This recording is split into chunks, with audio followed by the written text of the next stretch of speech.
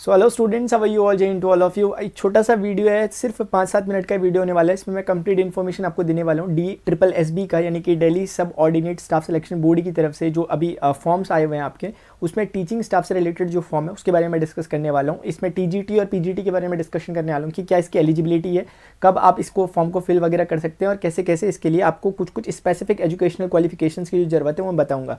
क्या BEd जरूरी है या नहीं है, ये सब बातें मैं इसमें डिस्कस करूँगा।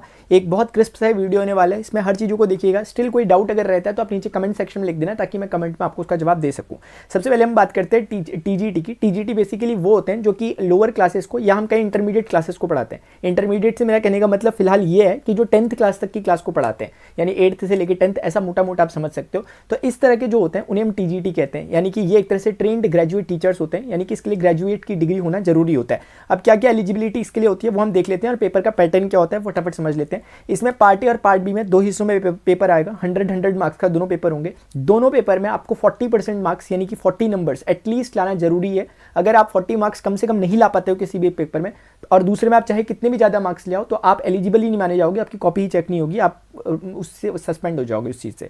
ठीक है, इसमें क्या क्या सब्जेक्ट आते हैं? पेपर ए जो है उसमें GK आता है, करंट अफेयर्स आती है, रीजनिंग आता है, मैथमेटिक्स आती है, हिंदी आती है और इंग्लिश आती है। ये आपको बेसिकली इसके 5 हिस्से दिखाई दे होंगे। 5 सेगमेंट में 20-20 मार्क्स के क्वेश्चंस बने होते हैं और हर एक सेगमेंट में जैसे ही आप एक सेगमेंट को क्रॉस कर देते हो, उसे सबमिट कर देते हो और दूसरे सेगमेंट पे पहुंच जाते हो। फॉर एग्जांपल, अगर आपने रीजनिंग का क्वेश्चंस कर लिए और अब अगर आप मैथ्स के सेगमेंट पे पहुंचते हो तो अब आप वापस रीजनिंग के सेगमेंट में नहीं पहुंच सकते, ये मैं कहना चाह रहा हूं। तो कुल मिला के 5 सेगमेंट में 5 के 20-20 मार्क्स में ये बटा हुआ होता है। ये पार्ट ए होता है और काफी अगर आप अच्छा स्कोर करते हो तो काफी चांसेस आपके बढ़ जाते हैं। पार्ट बी जो होता है वो आपकी पोस्ट स्पेसिफिक होता है, यानी कि आप जिस पर्टिकुलर सब्जेक्ट पे काम करना चाहते हो या पढ़ाना चाहते हो, आप सोशल साइंस, सोशल स्टडीज पे, साइंस पे, या फिर जो भी आपके अदर हिंदी इंग्लिश जो भी सब्जेक्ट होंगे उनके लिए ये पोस्ट स्पेसिफिक आपका सब्जेक्ट होता है। ये 100 मार्क्स का होता है, पार्ट बी होता है। इसमें भी आपको 40 मार्क्स कम से कम लाना है अपने को एलिजिबल करवाने के लिए कि आपकी कॉपी चेक हो जाए। उसके बाद फिर मेरिट के आधार पर आपका सिलेक्शन वगैरह होता है। इसके लिए TGT के लिए आपके लिए CTET पेपर 2 क्वालिफाई होना जरूरी है, ये एक एसेंशियल कंडीशन है, इसे ध्यान रखें। और इसमें 92 अनरिजर्व्ड के लिए, और अगर आप OBC हैं और अगर आप आउट ऑफ स्टेट है यानी दिल्ली से बाहर के हैं, क्योंकि दिल्ली की पोस्ट है, अगर आप दिल्ली के बाहर के OBC में भी अगर आते हैं तो भी आपको एज अ अनरिजर्व्ड कैंडिडेट ही समझा जाएगा, यानी उस समय भी आपको 92 ही अनरिजर्व्ड के लिए चाहिए। यानी सिर्फ दिल्ली का OBC, अगर आप दिल्ली के ही आपका डोमिसाइल है, दिल्ली के ही आप निवासी हैं, तो उस समय आप वहां के दिल्ली के OBC होने के कारण आपको 82 मार्क्स आपके लिए थ्रेशोल्ड रखा गया है। इसमें CTET पेपर 2 में ये क्वालिफाइंग होता है और ये आपके लिए एसेंशियल है इस पर्टिकुलर पोस्ट के लिए, TGT के लिए।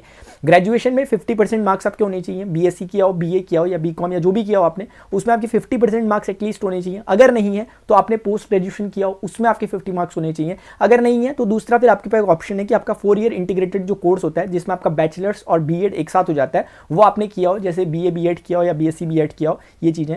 एज इसमें अभी मैक्सिमम है 32, ये मैं कॉमन बात कर रहा हूँ अनरिजर्व्ड कैटेगरी के लिए। बाकी अगर आप SC ST से रिलेटेड हैं या फिर OBC से, जहां पर भी रिलैक्सेशन जैसा जैसा है वो अकॉर्डिंगली वहां पर मिल जाता है। एक बात छोटी सी मुझे और यहाँ पर याद आई, ये जो ऊपर पे लिखा हुआ है कि ये बेसिकली जो मैं CTET के लिए बता रहा था, ये सब OBC वाली बातें, SC और ST को केंद्र का समझ के, मतलब SC और ST कहीं का भी हो वो उसके लिए सेम चीज़ें लागू होंगी। सिर्फ OBC के लिए वो चीज़ें डिफरेंट है। यानी मेरा कहने का मतलब है अगर कोई दूसरे स्टेट का OBC है तो उसे जनरल ही सपोज किया जाएगा, लेकिन दूसरे स्टेट का अगर कोई SC या ST है तो उसे सच में SC और ST सपोज करके उन्हें रिलैक्सेशन उसमें दिया जाएगा। तो ये एक बात यहाँ से हुई। अब हम नेक्स्ट डिस्कस करते हैं PGT के बारे में। PGT यानी कि पोस्ट ग्रेजुएट टीचर्स, यानी कि जो 11th और 12th के स्टूडेंट्स को पढ़ाते हैं गवर्नमेंट स्कूल्स जो होंगे दिल्ली के अंदर, क्योंकि आप जानते हैं DSSB से ऑर्गेनाइज कर रहा है इस पर्टिकुलर पोस्ट को। तो इस मतलब इस पूरे सिनेरियो को जो मैं आपके साथ डिस्कस कर रहा हूँ वहीं की पोस्ट है। तो PGT यानी कि पोस्ट ग्रेजुएट टीचर्स के लिए क्या क्या एलिजिबिलिटी होती है और क्या क्या इसका सिलेबस पैटर्न क्या क्या होता है एग्जाम का, फटाफट से हम डिस्कस कर रहे हैं। सबसे पहली बात, पार्ट ए पार्ट बी इसका भी होता है जैसे TGT में था। इसमें भी पार्ट ए में वही कॉमन सब्जेक्ट जिस तरह से TGT में पूछे जा रहे थे कि हिंदी आएगा, आपका इंग्लिश आएगा, GK आएगा, मैथमेटिक्स यानी कि क्वांटिटेटिव एप्टीट्यूड्स यानी कि जनरल मैथ्स टाइप की आएगी, और रीजनिंग वगैरह आएगी, करंट अफेयर्स आएगी। ये 20-20 मार्क्स के सेगमेंट्स होंगे। वही सारी बातें इसमें भी लागू होंगी कि एक सेगमेंट पे अगर आपने छोड़ दिया, आगे बढ़ गए, तो आप वापस उसमें नहीं आ सकते। दूसरी बात, इसमें आपको 40% मार्क्स इसमें भी लाना आपके लिए जरूरी है, तभी आपकी कॉपी आगे चेक होगी। दूसरा जो इसका पार्ट आता है वो है पार्ट बी, जो कि इंपॉर्टेंट पार्ट है, क्योंकि यहाँ पर ये 100 मार्क्स का नहीं बल्कि 200 मार्क्स का होता है। ये बड़ी इंपॉर्टेंट बात है, ध्यान रखना। 200 मार्क्स का, और ये दोनों ही पेपर जो मैं आपको बता रहा हूँ ये CBT होंगे, यानी कंप्यूटर बेस्ड टेस्ट होते हैं, यानी कि ऑनलाइन पेपर आपको देना पड़ता है।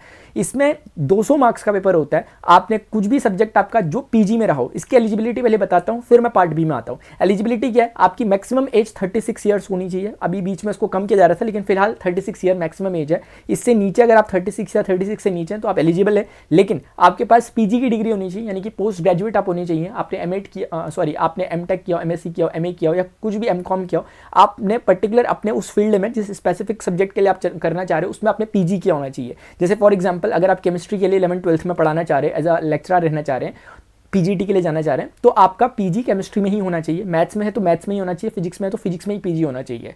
उसके बाद क्या बीएड जरूरी है सर? हाँ, बीएड जरूरी है, लेकिन एक कंडीशन है, अगर आपका बीएड नहीं है बाई चांस, लेकिन आप पोस्ट ग्रेजुएट हो, तो उस कंडीशन में फिर आपको रिलैक्सेशन दिया जाता है एक शर्त में। वो ये शर्त है कि आपने पीएचडी या तो आप पीएचडी किया हो आपने, लेकिन अगर आप पीएचडी भी नहीं है, बस आप सिर्फ पीजी यानी पोस्ट ग्रेजुएट है, तो फिर उसमें एक और रिलैक्सेशन आता है। वो ये है कि अगर आपकी 12th में, ग्रेजुएशन में और पोस्ट ग्रेजुएशन में, तीनों में थ्रू आउट आपकी 60% अबव यानी कि फर्स्ट डिवीजन रही होगी, तो आप एलिजिबल माने जाते हो। यानी कि यहाँ पे आपके बीएड की जरूरत उस हिसाब से नहीं है, कोई सीटेट क्वालिफाई करने की भी इसमें जरूरत नहीं है। नेगेटिव मार्किंग इसमें होती है, मतलब इसमें भी पीजीटी में भी और टीजीटी में भी नेगेटिव मार्किंग है। सीटेट की क्वालिफिकेशन की जरूरत इसमें नहीं है पीजीटी में, ना ही इसमें बीएड कंपलसरी है। अगर आपकी 12th में, ग्रेजुएशन में और पोस्ट ग्रेजुएशन में फर्स्ट डिवीजन है थ्रू आउट, तो आप इस पेपर को भर सकते हैं। ठीक है, ये आपकी मैंने क्राइटेरिया जो थे वो बता दिए। बाकी पार्ट बी जो इसका होगा वो 80 मार्क्स जो होंगे वो आपके सब्जेक्ट स्पेसिफिक होंगे।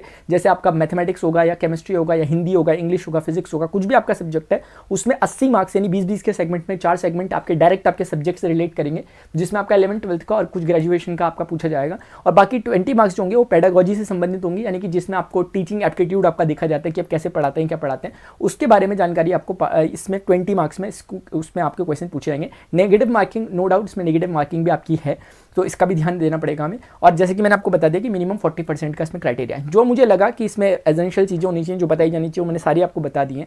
अगर आपको स्टिल कोई प्रॉब्लम है तो आप मुझे जरूर बताइएगा नीचे कमेंट सेक्शन में। आप DSSB की वेबसाइट जाकर भी देख सकते हैं, आप जिस पर्टिकुलर सब्जेक्ट के लिए काम कर रहे हो। जैसे आप हो सकता है कि पीजीटी हिंदी में जा रहे हो या पीजीटी इंग्लिश में जा रहे हो या पीजीटी साइंस में, मैथ्स में, फिजिक्स में जा रहे होंगे, तो आप वहाँ पर देख लेंगे कितनी पोस्ट आपकी कैसे कैसे रह रही है। अभी नोटिफिकेशन आया, अभी कुछ लगभग 7-8 तारीख से आपके फॉर्म भरने शुरू हो जाएंगे, तो आप उसके अकॉर्डिंग में कर सकते हो और एग्जाम भी बहुत जल्दी इसका हो जाएगा। तो एक अच्छी अपॉर्चुनिटी है, आप इसको देख सकते हैं अपने अकॉर्डिंगली। कोई भी क्वेरी हो आपको नीचे कमेंट सेक्शन में लिखें, ताकि मैं आपको वहाँ पर असिस्ट कर सकूँ।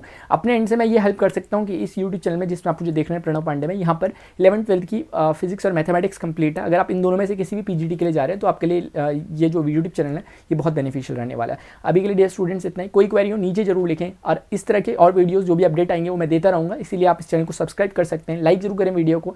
अभी के लिए इतना ही, मिलते हैं नेक्स्ट सेशन में। Till then good bye, see you, take care, जय हिंद, बाय बाय।